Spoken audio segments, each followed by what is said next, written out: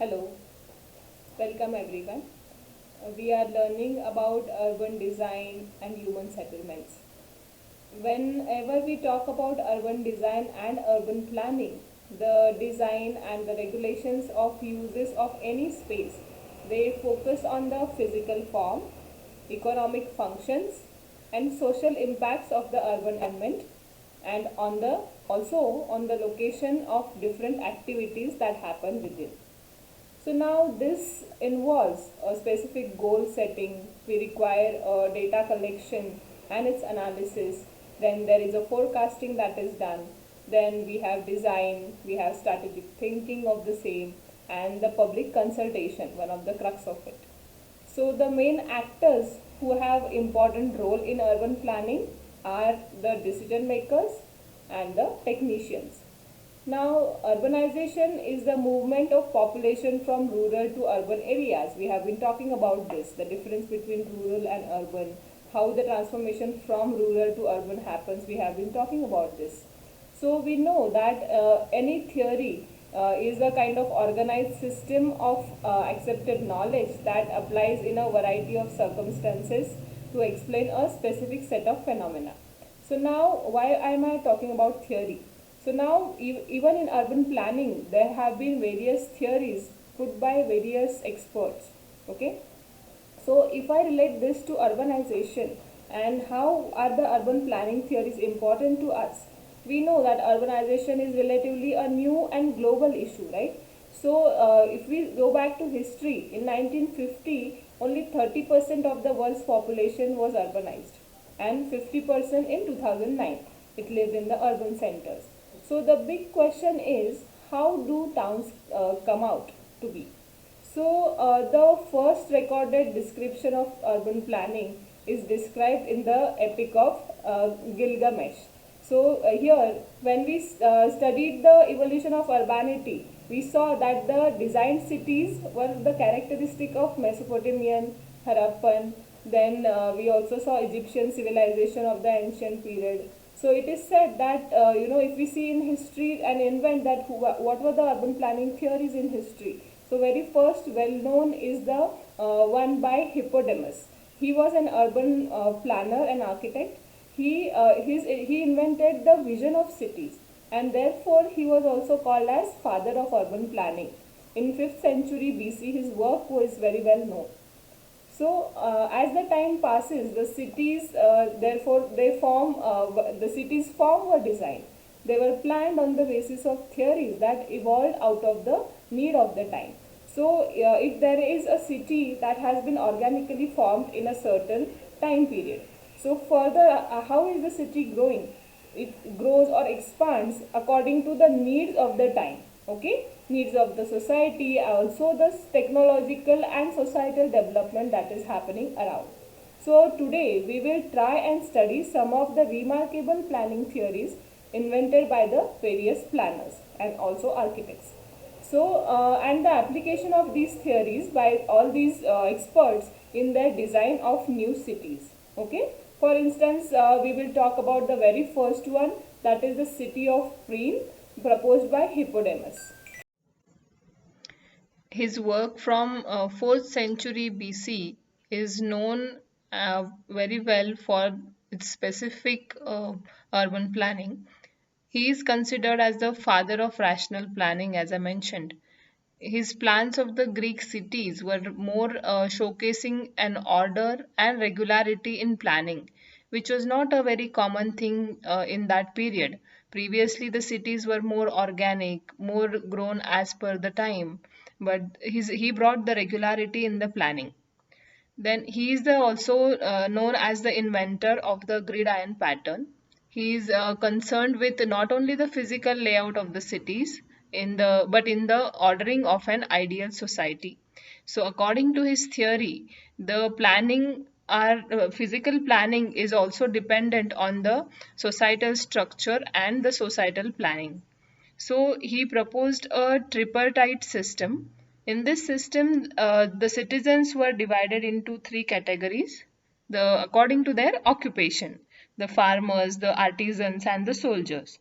And the land was divided to be divided into three parts equally. that is the public use, private use, and religious use.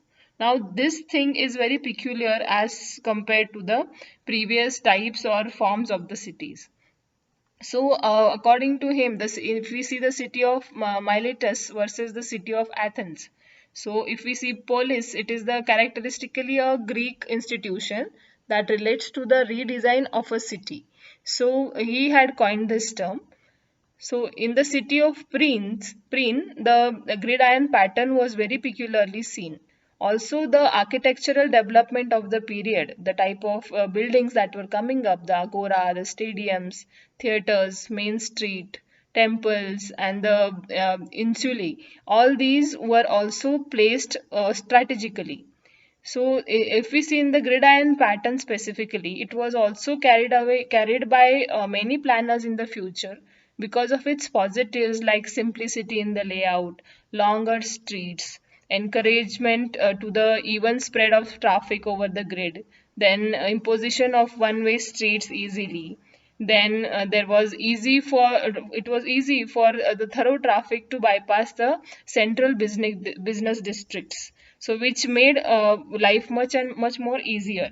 If we try to see the disadvantages of gridiron patterns, the extra distance while going to a diagonal direction was one of the major consideration.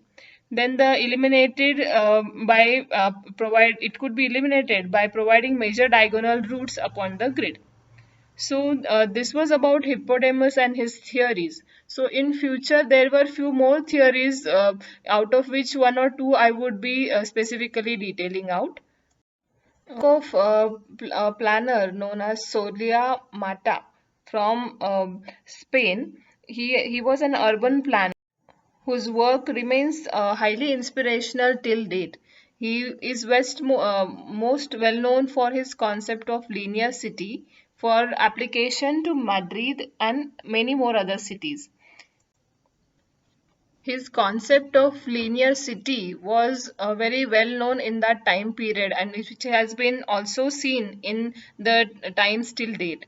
So, linear city was an urban plan for an elongated urban formation.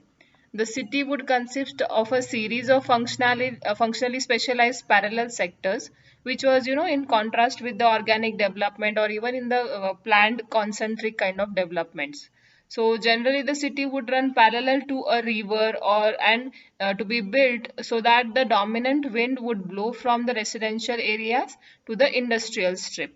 So the climate, the other factors have been planned along with the physical or geographic elements, and then the planning has been done. So the sectors of a linear city would be purely segregated zone for railway lines, transportation networks, the zone of production of communal enterprises, etc. But the very peculiar character of this linear city would be the preservance of a viable agricultural economy. So it would also be connected to the existing cities or linked to the existing cities. So every point of a linear city, a new community could arise as a branch of the tree. So the further development was also considered in the planning. A specific limitation that was observed in the linear city was the it couldn't fit the social activities, the housing patterns, and locations of city centers, as the centers were couldn't be fixed because the city was expanding linearly. So it was not anymore a center for the expanded part. Further, the work of Sir Patrick Geddes. He was a British biologist, sociologist, geographer, philanthropist, and pioneering town planner. His Gideon Triad was very famous. He said that think global, act local. His work it talks about the regional surveys, cultural evolution, and urban sociology. The link between the social reform and the urban environment. It tries to bridge between the development of urban city and the importance of rural development. His philosophy stated that the survey before plan is a must, the plan before development. These two are the techniques for improvement of a town. So his conservative surgery, it says only by removing or rearranging of problematic decayed area of the town, the conservative surgery can be done. The workplace and folk relationship triangle was a pretty famous theory of his, which talked about the relation of work, place, and folk. Not only the place planning, but also folk planning. So it is an organic concept. Considers the town as a living organism. It talks about the integration of folk, work, and place. When folk means the organism, the number and kind of people that are living in the town has to be considered. The work, that means the function. So their needs for work, that is industrial and other employment centers. So the place, that means the environment, the housing, education, recreation, and all other amenities to make a comfortable and happy life for the citizen. So it corresponds to the geographical, historical, and spiritual aspects of the city. So according to him, this triad or the formation of all these requirements or concepts together will only form into the positive planning. So the town, school, cloister, and the city. So these are interdependent four-part division which formed a city according to him. So the interdependency must be considered while doing the city planning. Further, Sir Ebenezer Howard, he was a British town planner. He addressed the population and pollution that came about by the Industrial Revolution. Now you see, according to the time period, the development that was happening, specifically the technological advancement and its repercussions onto the environment, the people, the society, were considered by the town planners that were there in that period. So, Ebenezer Howard, he addressed the population and pollution that came about by the Industrial Revolution by creating garden cities. So, the need of green spaces or unpolluted spaces was to be catered according to him. So these garden cities they created by him in 1898 to solve the urban and rural problems. So the garden city concept was pretty famous. The most potent planning model in the Western urban planning was garden city. So it was a source too of many key planning ideas during the 20th century. The Also other people designed the cities in the similar concept. So Wavell and the Letchworth are the cities designed by him for 40,000 and 35,000 people respectively. These cities influenced the later strategy of building new towns in the UK, US, Canada, and many more places. So the garden cities of tomorrow was the concept placed by him. The concept of garden city, it focused more on the open spaces and gardens around all the houses and factories. It mentioned a limit of population of 30,000 to 40,000. It says the city is owned by all. It's an independent entity with own civic life. It has to be surrounded by green belt.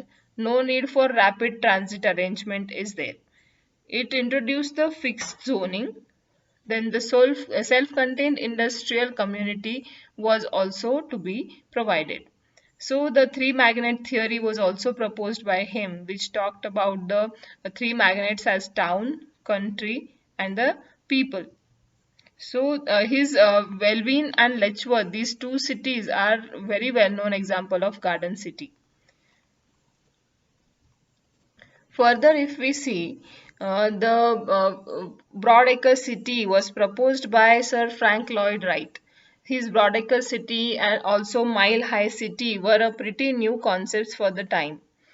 So against the facets of the existing city, such as the skyscraper, in this Broadacre city's example, the each tenement would be given a 1 acre plot. So it was to be planned as a low density, horizontal and continuous metropolitan region.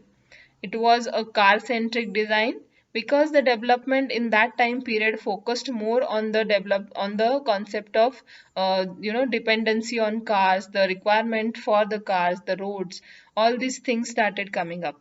So the response was to the same. So it depicted the freedom and democracy according to him. So there was no more distinction in the rural and urban life. The land acquisition in the democratic society is a major concern here.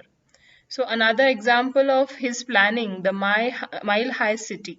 So this was pretty an hypothetical idea, but it was pretty pioneering. The gross area of 1.7 million square meters for 1,30,000 people. There was a cantilever sky city which was 528 stories. So 1 mile high from ground to the top floor, divided into four sections. So since a tower can accommodate an entire population of the town, it will be better as an alternative to a township in the near future, which can reduce the development cost of infrastructure and also save our ecology, travel time, and the fuel cost.